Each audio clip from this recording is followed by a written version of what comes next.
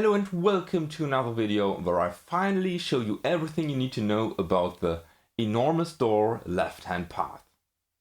Disclaimer, this is not the greatest pedal in the world. This is just a tribute. The first one actually.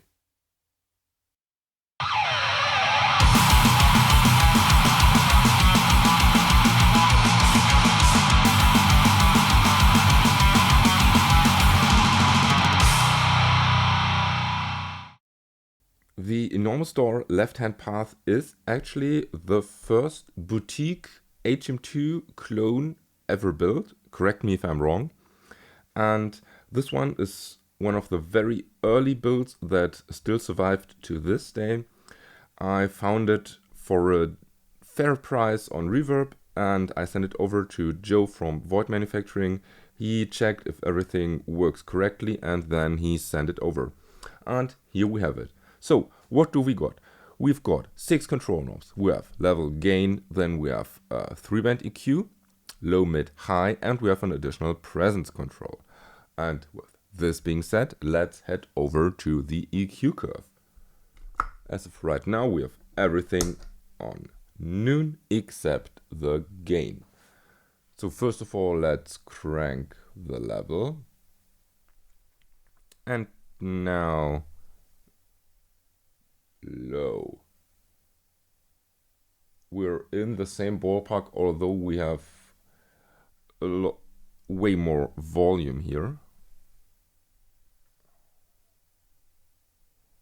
So mid and high both have one of the high frequencies of the one of the high peaks.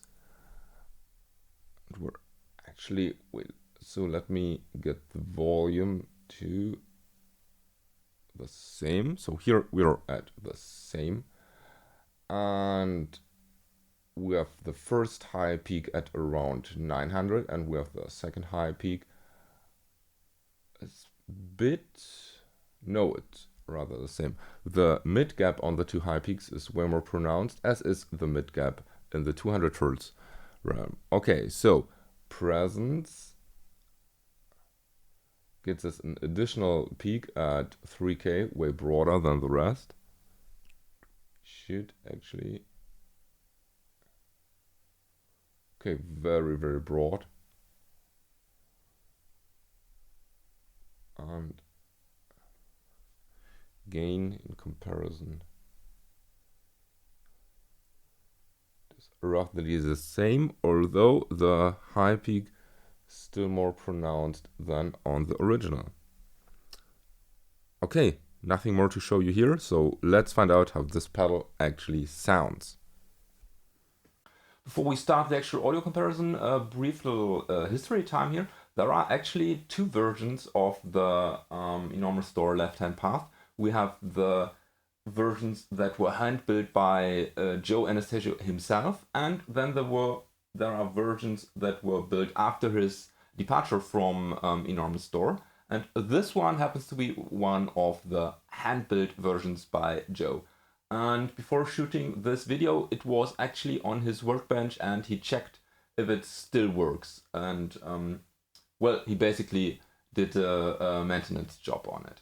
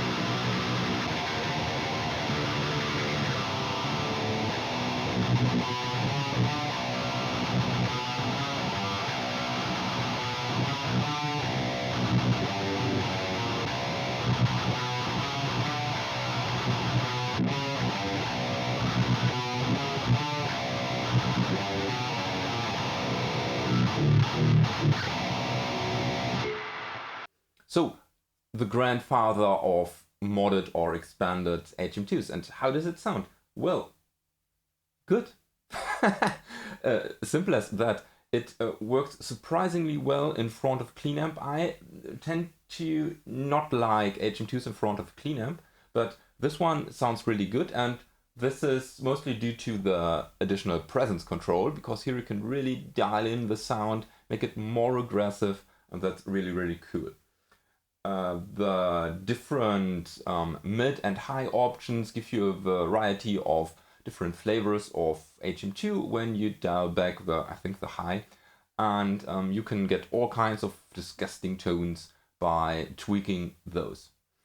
As far as the comparison to the original HM2, it was actually really close, and that's mostly, I think, because of the early stages in the HM2 clone, HM2 extension kind of time period this pedal was built, and I don't think it's a bad thing. We basically have way better gain control, we have the additional presence, we have the independent high peaks. That's really cool, and yeah, what can I say? It sounds good. It's not way better than the HM2.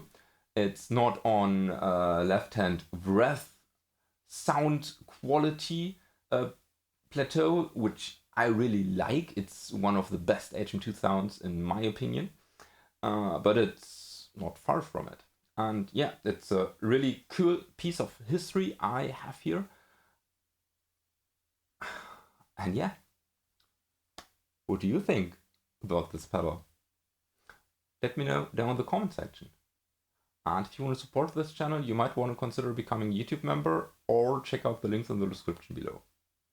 And with this being said, thank you for watching. Don't forget to subscribe. May the power protect you, and have a nice day.